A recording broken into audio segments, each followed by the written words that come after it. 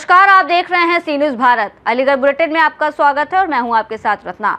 बात होगी शहर की खास और चुनिंदा खबरों पर, तो चलिए शुरू करते हैं बुलेटिन का सिलसिला। शुरुआत करेंगे इस खबर से। अलीगढ़ गांधी पार्क थाना क्षेत्र के छावनी औरंगाबाद से 40 दिन से लापता युवक राजीव कुमार को पुलिस ने सकुशल बरामद कर लिया, जिससे परिवार में खुशी का माहौल है। जानकारी के अनुसार 24 फरवरी को राजीव कुमार घर से नाराज होकर चला गया था और अलीगढ़ से अयोध्या, बनारस, प्रयागराज, गोंडा और दिल्ली तक घूमने के बाद गोंडा की एक गौशाला में रहकर गौसेवा करते हुए जीवन यापन कर रहा था। जबकि पुलिस पूछताछ में सामने आया कि वो मानसिक तनाव में था और परिवार बच्चों की याद आने पर घर लौटने का निर्णय लिया। वही क्षेत्राधिकारी द्वितीय ने गांधी पार्क थाने पर प्रेस वार्ता कर बताया कि युवक पूरी तरह सुरक्षित है और किसी आपराधिक गतिविधि में शामिल नहीं है। बहन की शादी से पहले उसकी वापसी को परिजन बड़ी राहत के रूप में देख रहे हैं। नाम क्या पूरी बात बताओ, क्यों गए? राजीव नाम है। राजीव क्या हुआ पूरी बात बताओ। अयोध्या चला गया था मैं। अयोध्या से इलाहाबाद गौशाला में सेवा की, गौशाला गाँव की। वहाँ से फिर मैं आ गया। अच्छा, जाने की वजह क्या थी? कोई वजह नहीं थी, दिमाग थोड़ा संतुलन बिगड़ गया। कितने दिन रहे थे आप गौशाला में? यहाँ से अलीगढ़ से कितने दिन बाहर? क्या हुआ? 40-45 दिन के करीब बाहर। 40 दिन में खर्चा पानी कैसे चला? खर्चा पानी कुछ ना, दारू वारू माँ पीता नहीं था मैं, और खाना वाना वहीं मिलता था। इतने दिन में बच्चों की याद आई आपको? हाँ आई, बच्चों की याद आई, जब तो आया मैं। किसी से संपर्क कोई करा? संपर्क नहीं है, कोई व्यवस्था नहीं थी संपर्क करने की। अरे तुम यहाँ से चले गए बेवजह के, वापस आने की कोई वजह है? वापिस आने की वजह बच्चे की वजह, बच्चे के लिए आया था मैं। बच्चे याद आए तब वापस? जी जी अच्छा, जैसा कि बता रहे थे अलीगढ़ में भी आप पर्सन ऑफिसर जी जी। सर, दिमाग नहीं काम कर रहा आप खुश हो? आप तो नहीं जाओगे? नहीं नहीं, नाम क्या तुम्हारा? राजीव नाम है मेरा। सर किस तरह का मामला है, खुलासा हुआ है? अवगत कराना है कि 24 फरवरी 2026 को राजीव वाल्मीकि नाम के एक व्यक्ति हैं जिनके गुमशुदा होने की सूचना प्राप्त हुई थी। उक्त सूचना पर ही थाना गांधी पार्क द्वारा 78/26 क्राइम नंबर पंजीकृत किया गया था, जिसमें पुलिस की विभिन्न टीमें लगाई गई थी, जिससे कि राजीव की सकुशल बरामदगी की जा सके।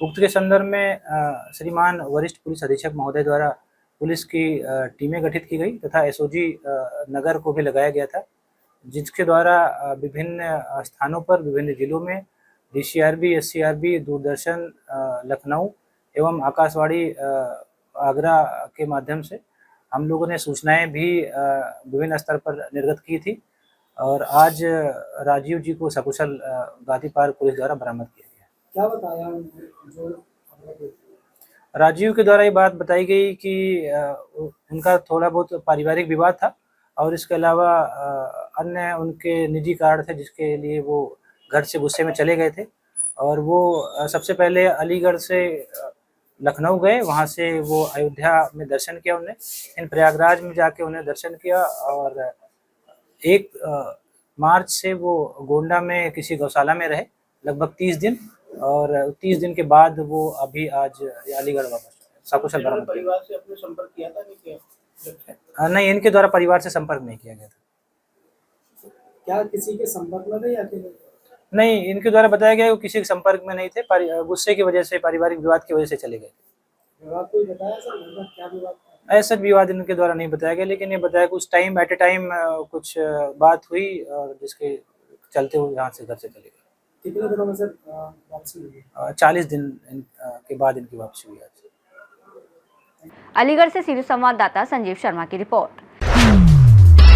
इसी के साथ बुलेटिन में बढ़ेंगे आगे। अलीगढ़ के महुआ खेड़ा और क्वारसी थाना क्षेत्रों में हुई 2 बड़ी चोरी की घटनाओं का पुलिस ने खुलासा करते हुए 2 शातिर अभियुक्तों को गिरफ्तार किया और उनके कब्जे से लाखों रुपए के सोने चांदी के जेवरात, करीब 60,000 रुपए नगद बरामद किए।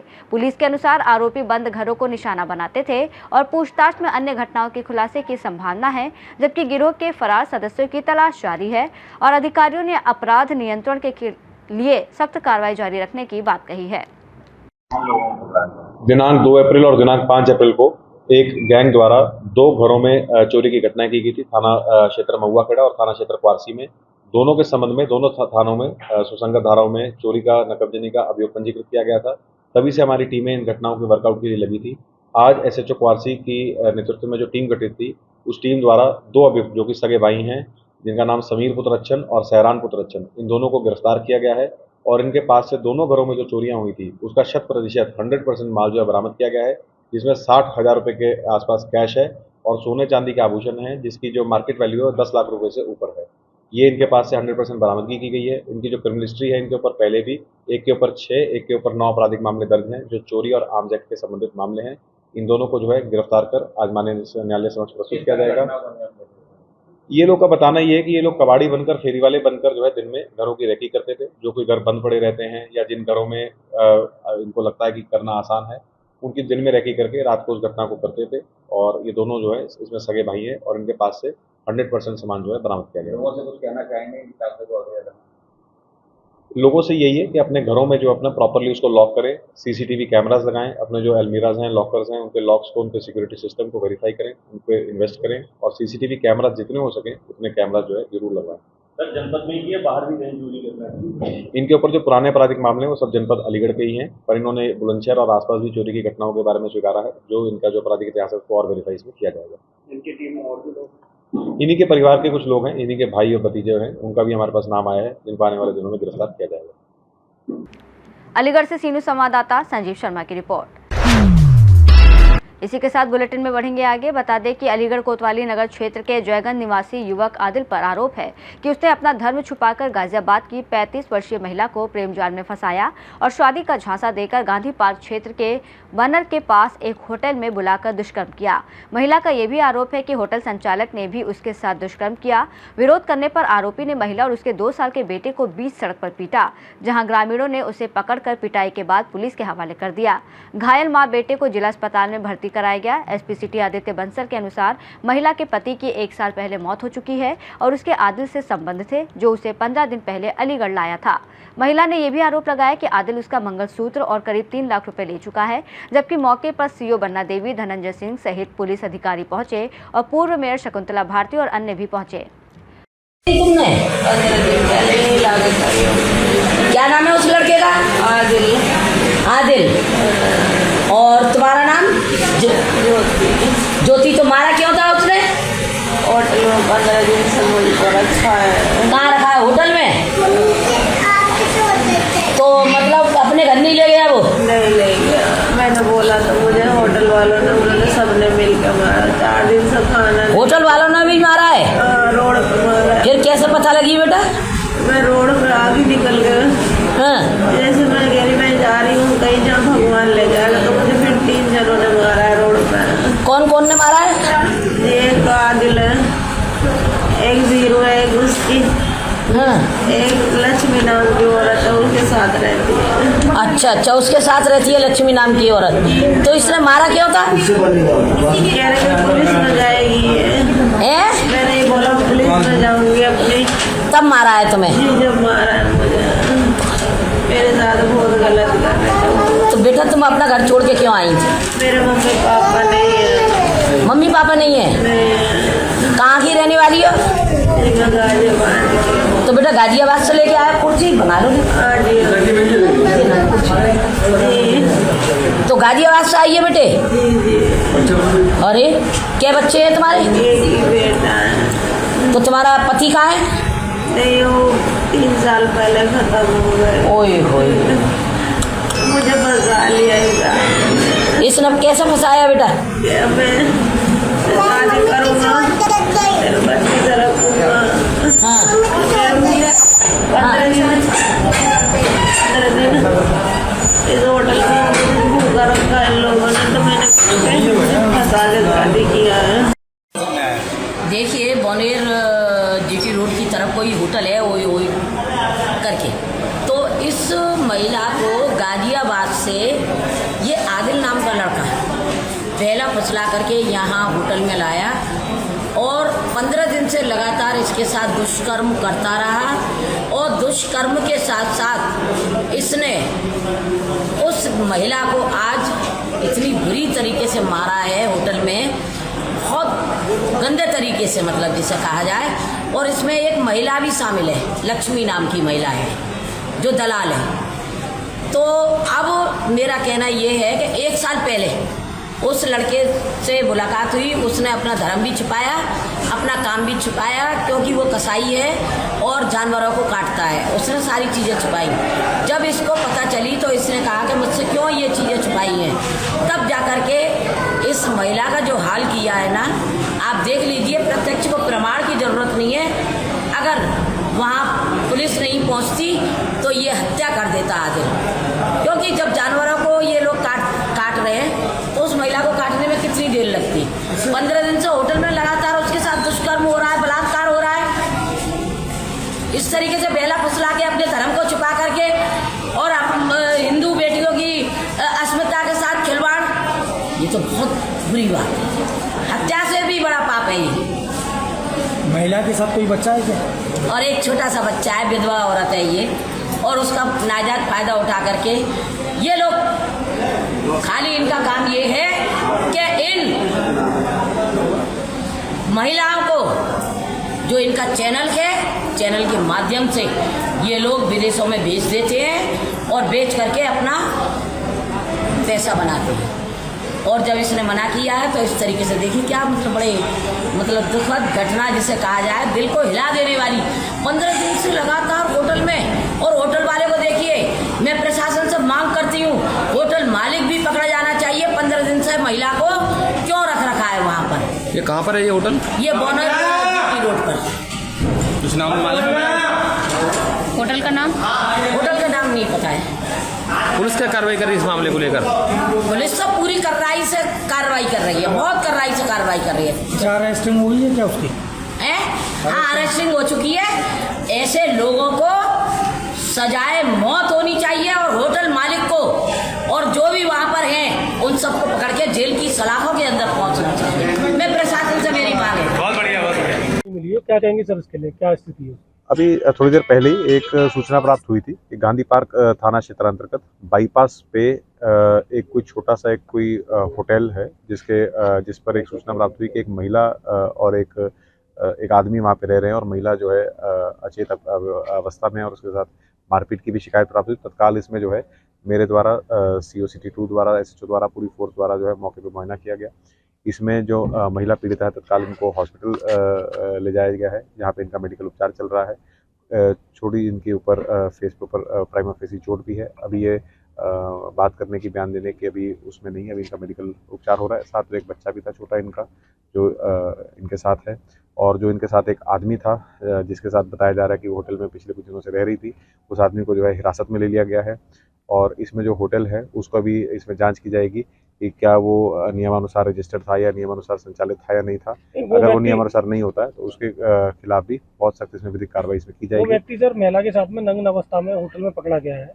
ये बताया जा रहा है कि उस महिला के साथ वो पिछले कुछ दिनों से उसके साथ रह रहा था। वो व्यक्ति जो है हमने हिरासत में ले लिया है, और इसमें उस व्यक्ति से भी जो है पूछताछ की जा रही है। महिला का भी मेडिकल उपचार कराया जा रहा है, डॉक्टर से बात हो गई है, अभी वो सेफ हैं, उनसे उनका ट्रीटमेंट हो रहा है। जैसे ही उनसे बातचीत करने की स्थिति में होंगे उनसे बातचीत करेंगे, उनका स्टेटमेंट लेंगे, और इस पूरे प्रकरण में जो भी कुछ इसमें पाया जाता है बहुत सख्त इसमें वैधानिक कार्रवाई अमल में लाई जाएगी। इस मामले को लवजात से भी जोड़ा जा रहा है, बताया जा रहा है। जो भी चीजें इसमें निकल के आएंगी, व्यक्ति हमारी हिरासत में, उसे डिटेल्ड पूछताछ की जा रही है, हर एंगल से पूछताछ की जा रही है, और जो भी इसमें चीजें निकल के आएंगी। क्षेत्रों में अवैध वो होटल संचालित है बिना किसी वैधानिक उसके, तो उन पे पुलिस कोई कार्रवाई नहीं कर रही, उसके लिए क्या कहेंगे आप? ये बात बिल्कुल सही। कई थाना क्षेत्रों में जो इसमें, या कई शहर में काफ़ी जगह पे ऐसे कुछ होटल चल रहे हैं जो नियमानुसार जो है, चाहे नगर निगम से उनकी परमिशन हो या सराय एक्ट में रजिस्टर्ड हो, उनको चाहिए, पर ऐसा नहीं है।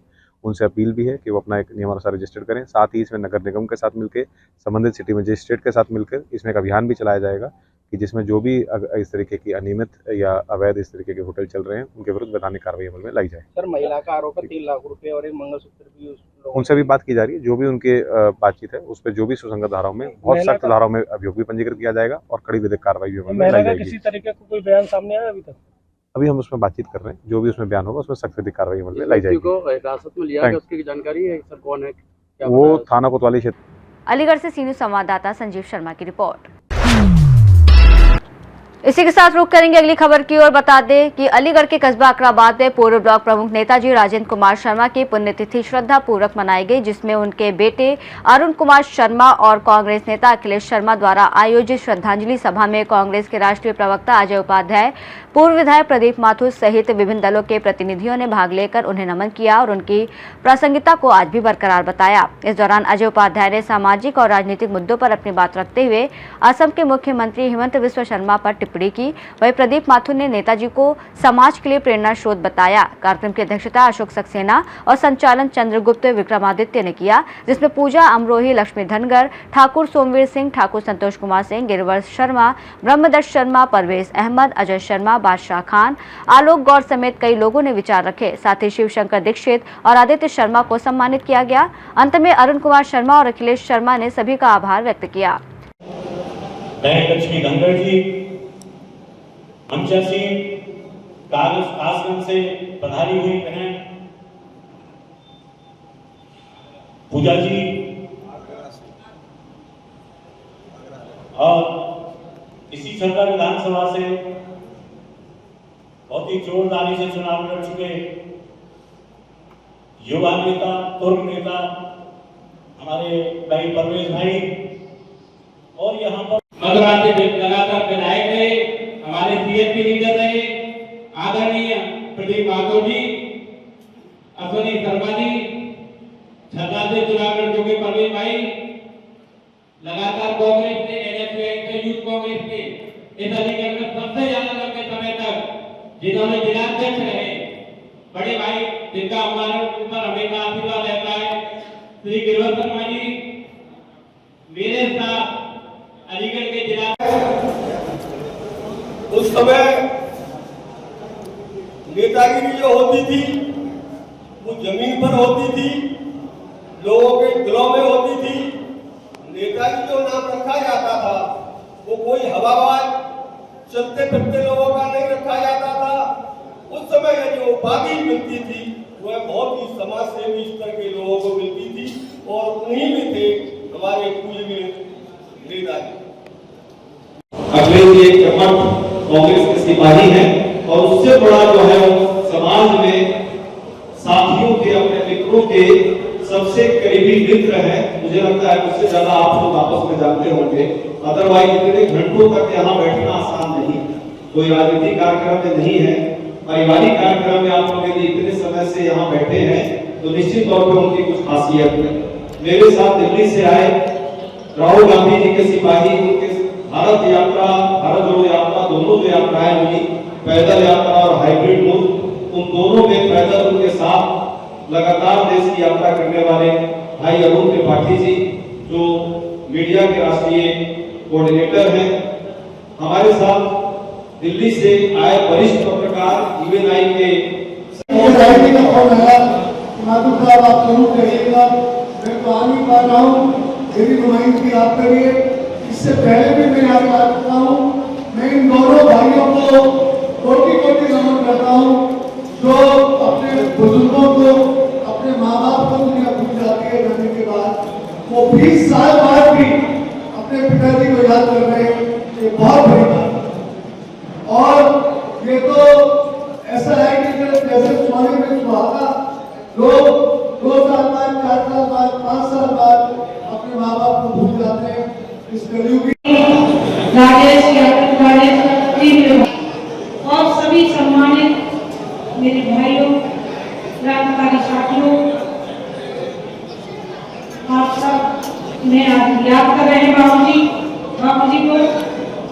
मेरा मायका और मेरा ससुराल इनके कार्य क्षेत्र में ही रहा है और मैं बचपन से उनका नाम सुनती नजर आ रही हूँ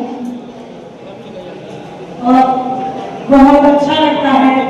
हमारे बुजुर्ग जो इतना कुछ करके गए हैं, अपने शर्मा जी के माध्यम से आज सब लोग इकट्ठा होकर उन्हें श्रद्धा सुमन अर्पित कर रहे हैं। उनके बीता हुआ पार्टी के लिए योगदान दिया, उन सब कार्यों को याद कर रहे हैं। उसे एक बार श्रद्धा सुमन अर्पित करती हूँ। मेरे पिताजी बड़े समाज सेवी थे, राजनीतिक भी थे। उन्होंने अपने कार्यकाल में 250 लोगों की सर्विस लगाई। अकराबाद में थाना हो, बिजलीघर हो, हॉस्पिटल हो, उनकी देन है। सामाजिक होने के नाते और मैं एक उनका पुत्र होने के नाते मेरा दायित्व है कि उन्हें हर साल हम श्रद्धा सुमन करने के लिए करते हैं और दूर दूर से क्षेत्र से, अन्य जिलों से, बाहर से लोग आते हैं। मैं उनका धन्यवाद देता हूं, आभार व्यक्त करता हूं कि मेरे फ़ोन के माध्यम से वो लोग वहाँ उपस्थिति होते हैं, आते हैं। आज की उपस्थिति में सबसे पहले रक्षपाल सिंह गुरु जी आए थे, गिरीश यादव जी आए थे, हमारे आदरणीय राष्ट्रीय प्रवक्ता अजय उपाध्याय जी आए थे, हमारे CLP लीडर प्रदीप माथुर जी आए थे, हमारे गिरवर शर्मा जी थे, संतोष जी थे, लक्ष्मी धनगर जी थी, राजेश यादव जी, तमाम नेतागण जनपद से भी आए।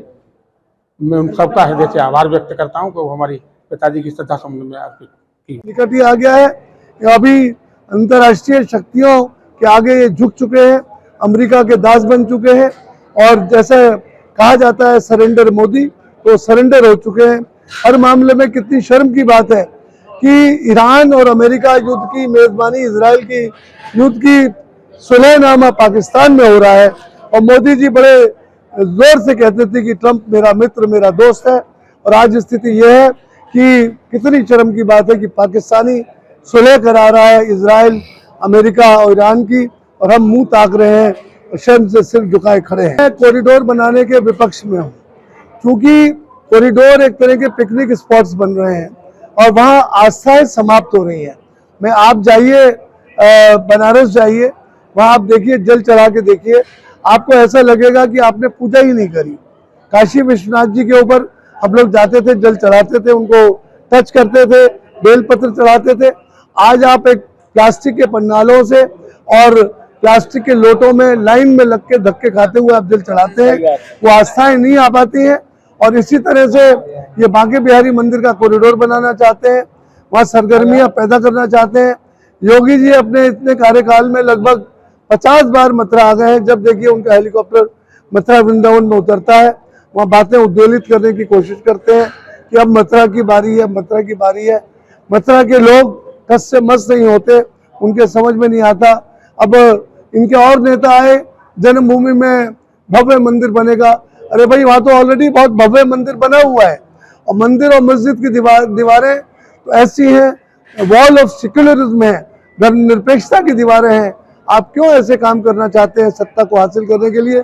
आपने एक लंबे अरसे तक भगवान राम को बेचा, अब हम कृष्ण जी को बेचने नहीं देंगे। समाज सेवी कांग्रेस के सिपाही तो थे ही, लेकिन समाज के सिपाही थे और समाज के सिपाही के पुण्यतिथि पर उनको पुष्पांजलि अर्जित करना मुझे लगता है कि हम लोगों का न केवल कर्तव्य है, बल्कि आज के युग के हिसाब से जो उनके श्रवण पुत्र अखिलेश शर्मा जी हैं, उनके बुलाए हुए और उनका जो कार्य शैली है उससे हम सब प्रभावित हैं। और ये दिखता है कि कहीं न कहीं अखिलेश जी जैसे पुत्र यदि हैं तो पिता का भी एक बड़ा उनका रोल रहा होगा सामाजिक राजनीतिक जीवन में।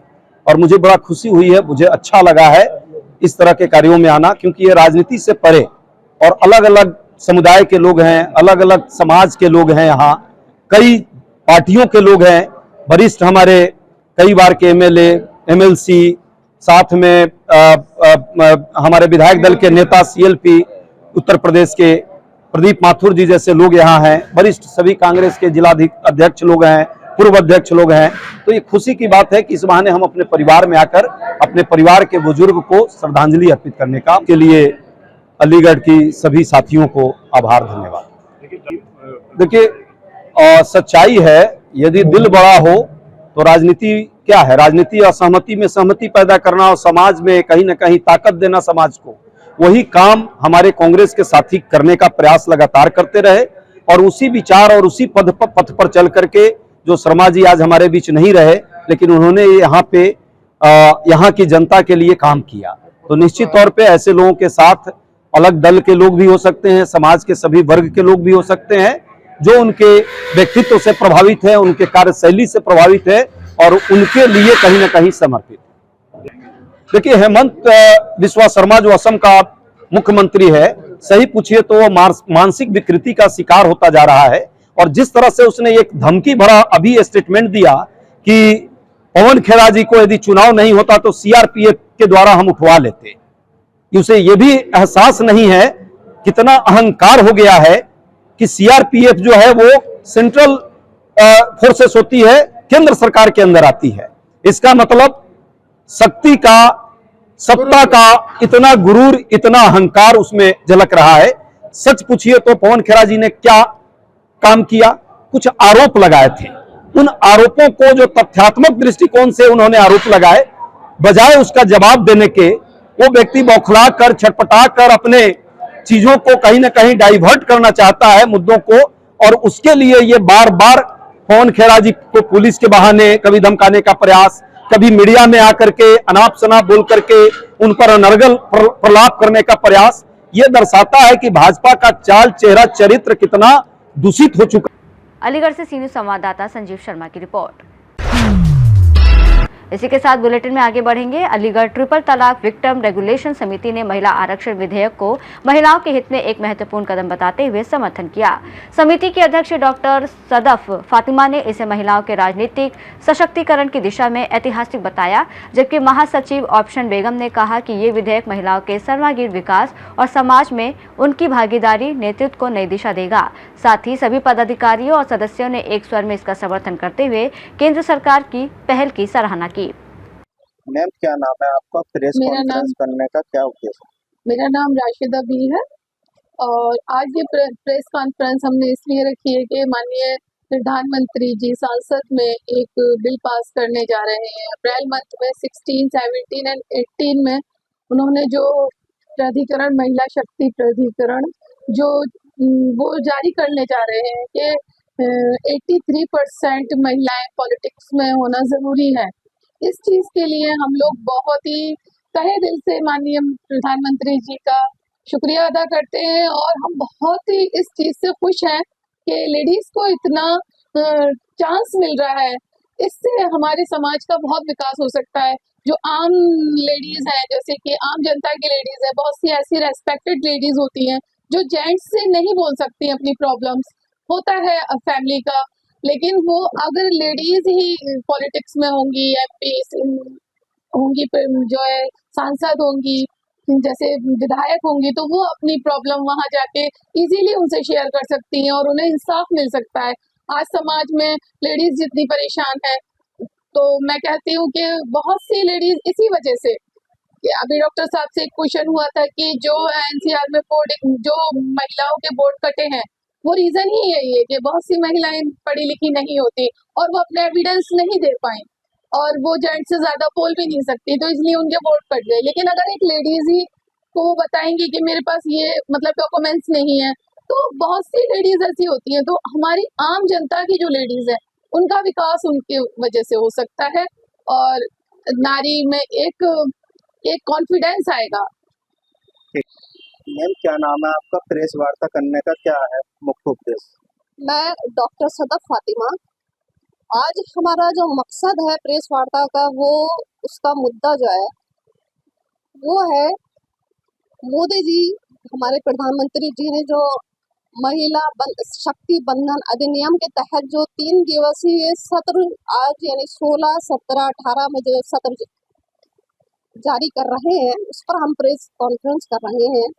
और ये प्रेस कॉन्फ्रेंस ये जो अधिनियम जो इस सत्र में जारी किया जा रहा है, वो महिलाओं को सशक्तिकरण के लिए किया जा रहा है, यानी महिलाओं का इसमें 33% रिजर्वेशन का अधिनियम जारी किया जा रहा है। तो हम महिलाओं में इस अधिनियम को जारी होने की इतनी ज़्यादा खुशी है, इतना ज़्यादा उत्साह है और हम ये चाहते हैं कि महिलाओं को 33% रिजर्वेशन मिलना चाहिए। इससे महिलाओं में एक आत्मनिर्भरता पैदा होगी, आत्मविश्वास पैदा होगा और मर्दों से कदम मिलाने की उनमें भी एक मतलब महिलाओं को आदमियों से कदम मिलाने का उनको भी अवसर प्राप्त होगा। क्योंकि अभी तक जो होता चला आया था, आदमी जो थे यानी पुरुष जो थे, महिलाओं को पुराने जमाने की महिला समझकर उनको दबाकर कुचल कर रखते थे, उनको आगे बढ़ने का उनको अवसर प्राप्त नहीं होता था। लेकिन इस अधिनियम के बनने से महिलाओं को ये अवसर प्राप्त होगा कि वो अपनी आवाज सदन तक पहुंचा सकती हैं। और कुछ महिलाएं ऐसी हैं जो अपनी परेशानियां, अपने दुख दर्द जो है किसी पुरुष के सामने नहीं कह सकती हैं, लेकिन जब महिलाएं राजनीति में आएंगी तो वो अपनी परेशानियों को महिलाओं के थ्रू ही वो समाज में आप ला महिलाओं सकती की है। बात कर रही हैं कि मोदी जी ने ये सब किया है, वहीं अब SIR के जो फार्म भरे गए हैं जिसमें महिलाओं के सबसे ज्यादा वोट कटे हैं, पुरुषों के बहुत ज्यादा हैं, तो ऐसा क्यों महिलाओं को क्यों नहीं ध्यान दिया गया? महिलाओं के वोट इतने क्यों कट गए SIR में? इसमें मुझे ये लगता है कि महिलाओं का फिर वही है, क्योंकि महिलाएं जो हैं उनको पहले से ही उनको इतने इख्तियारात नहीं दिए गए हैं कि वो अपनी आवाज को आगे बढ़ाएं। उनमें इतना ज्यादा कॉन्फिडेंस है ही नहीं कि वो अपने लिए आवाज उठाएं। तो इसका मकसद यही होगा, जब उनको 33% रिजर्वेशन उनको मिल जाएगा तो पढ़ी लिखी महिलाएं आगे आएंगी, और जो इस तरह की कम पढ़ी लिखी महिलाएं हैं जो अपने हक के लिए आवाज नहीं उठा सकती हैं या अपनी परेशानियों को आगे नहीं ला सकती हैं, तो इस रिजर्वेशन बिल के पास होने से ये फायदा होगा कि जो पढ़ी लिखी महिलाएं हैं उनके पास इस तरह की महिलाएं जाएंगी, अपने परेशानियों को दूर कर पाएंगी। अलीगढ़ से सीनियर संवाददाता संजीव शर्मा की रिपोर्ट। रुक करेंगे अगली खबर की ओर। बता दें, अलीगढ़ में पंचायत सहायक कर्मचारी यूनियन ने अपने विभिन्न मांगों को लेकर जिलाधिकारी को ज्ञापन सौंपते हुए बताया कि ग्राम पंचायतों में कार्यरत पंचायत सहायक योजनाओं के संचालन, डेटा एंट्री, ऑनलाइन कार्य और जन सेवा जैसे कार्य पूरी निष्ठा से कर रहे हैं। इसके बावजूद कम मानदेय, समय पर भुगतान न होना, अत्यधिक कार्यभार और संसाधनों की कमी जैसी समस्याओं से जूझ रहे हैं। यूनियन ने मानदेय बढ़ाने, समय पर भुगतान, मोबाइल इंटरनेट जैसी सुविधाएं उपलब्ध कराने, अतिरिक्त कार्यों के लिए अलग मानदेय तय करने, पंचायत भवनों में पेयजल और कूलर की व्यवस्था, बीमा, आयुष्मान योजना लागू करने और बकाया भुगतान जल्द जारी करने की मांग की है। मैं ब्लॉक अध्यक्ष चतरौली यूनियन का हूँ और हमारी ये प्रमुख समस्या ये है कि हमें न्यूनतम मजदूरी जो योगी जी द्वारा निर्धारित है वो भी नहीं मिलती। हमें 6000 रुपये अल्प मानदेय मिलता है, जिसमें हम अन्य सारे विभाग के कार्य करते हैं। पंचायत विभाग के तो करते ही करते हैं, अन्य विभाग के भी कार्य करते हैं, जिससे 6000 रुपये में तो हमारा गुजारा होता ही नहीं है। और हमें सैलरी भी टाइम से, कुछ पंचायत सहायक हमारे, उन्होंने 1-1 साल से वेतन नहीं मिलता है। हम ये चाहते हैं 2 महीने बाद हमें कम से कम मानदेय तो मिले ही मिले, हर प्रत्येक महीने नहीं मिल पाता तो 2 महीने में मिले। और हमें यह सम्मानजनक स्थिति, जैसे सम्मानजनक तरीके से हमसे बात करी जाए और हमें सम्मान दिया जाए, अच्छे तरह से हमसे बात की जाए, और जो कार्य हमसे दिए जाते हैं उन्हें पहले हमसे जांच ली जाए कि ये कार्य आपको दिया जा रहा है, आप इस कार्य के इच्छुक हैं या नहीं इच्छुक है। हमारी बहुत सारी फार्म रजिस्ट्री है, क्रॉप सर्वे आदि की आईडी है, जनगणना की आईडी बनाई दी जा रही है, लेकिन हमसे कुछ नहीं पूछा जाता, ना ही कुछ बताया जाता है। इसलिए हमें पूर्ण जानकारी दी जाए, जिससे हम आगे भविष्य में अच्छा कार्य करें और पंचायती राज विभाग का नाम रोशन करें और हमारा मानदेय बढ़ा दिया जाए, जिससे हम अपना जीवन भी आर्थिक स्थिति से अच्छे से गुजारें और स्वतंत्रता पूर्वक हम अपना कार्य करें और हमारी गरिमा को भी ठेस ना पहुंचे। क्या नाम है भैया और क्या किस पद से हैं और क्या समस्या किसको लेकर के आपने आप किया? मेरा नाम अभिषेक चौहान है, हम पंचायत सहायक कर्मचारी यूनियन के जिला अध्यक्ष हैं अलीगढ़ से। और हमारे अल्प मानदेय और पंचायत घरों पर कोई भी सुविधाएं नहीं होना, उसके लिए हमने डीएम सर को ज्ञापन दिया था, उसी के लिए हम आए यहाँ पर। आपकी क्या मांगे हैं? हमारी मांगे हैं कि जो भी हमसे कार्य कराए जा रहे हैं, पहली बात उनका अन्य विभागों से जो कार्य कराए जाते हैं उनका हमें ना वेतन मिलता है, हमें हमारे विभाग से 6000 रुपये मिलते हैं, जो कि आज के समय में किसी भी परिवार को चलाने के लिए काफी नहीं है। हमारा मानदेय बढ़ाया जाए, ये हमारी मुख्य मांग थी। और किस तरीके की मांगे हैं, जैसे कि आप कह रहे थे गर्मी को लेकर के, और क्या क्या? अब जैसा कि आप देख रहे हैं कि गर्मी का टाइम आने वाला है, तो पंचायत घरों पर पहली बात बिजली की व्यवस्था नहीं है, ना ही पानी की व्यवस्था है, ना ही पंखे कूलर, कुछ नहीं चलता है जब बिजली की व्यवस्था नहीं है। और गांव के ग्रामीण लोग आते हैं तो उनको भी बहुत सारी सुविधाओं के लिए हम वंचित होना पड़ता है। तो हम इसीलिए भी आए कि हमारी जो मेन समस्याएं हैं, जैसे कि हमारे पंचायत घरों पर बिजली की व्यवस्था हो, कूलर पंखा जो भी व्यवस्था है, पानी की व्यवस्था हो, जिससे कि ग्रामीण आए और हम उनको सेवाओं का लाभ प्रदान कर सकें। अलीगढ़ से सीनियर संवाददाता संजीव शर्मा की रिपोर्ट। इसी के साथ रुक करेंगे अगली खबर की ओर। बता दें, अलीगढ़ शहर में करनी सेना हरिगढ़ की टीम ने 14 अप्रैल को आगरा में डॉक्टर भीमराव अंबेडकर की शोभा यात्रा के दौरान हुई कथित घटना को लेकर विरोध दर्ज कराते हुए एसपी सिटी कार्यालय पहुंचकर ज्ञापन सौंपा और सख्त कार्रवाई की मांग की।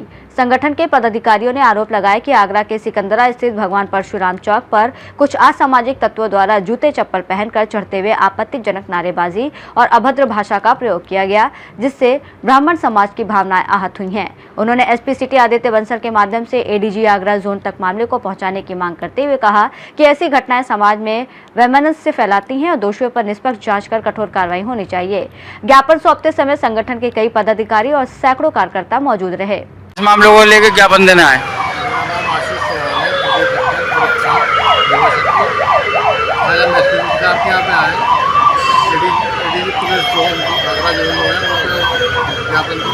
ज्ञापन दिया है। 14 तारीख को अम्बेडकर जयंती के उपलक्ष्य में शोभा यात्रा निकाली थी आगरा में। कुछ सराय तत्वों ने परशुराम चौक पर परशुराम जी के का अपमान किया है, जूते चप्पल पहन के चढ़ गए, वो झंडों को उखाड़ के इधर उधर फेंका है और कुछ जाति शब्दों का उन्होंने प्रयोग करा है, नारे भी लगाए, ब्राह्मण समाज से को अपमानित करने का पूरा कृत्य करा है। और आपका ये अम्बेडकर जी की आड़ में जो ये काम किया है, ये करनी था ना, कतई बर्दाश्त नहीं करेगी। तो आज किसको ज्ञापन दिया है? ये हमने एसपी साहब को दिया है।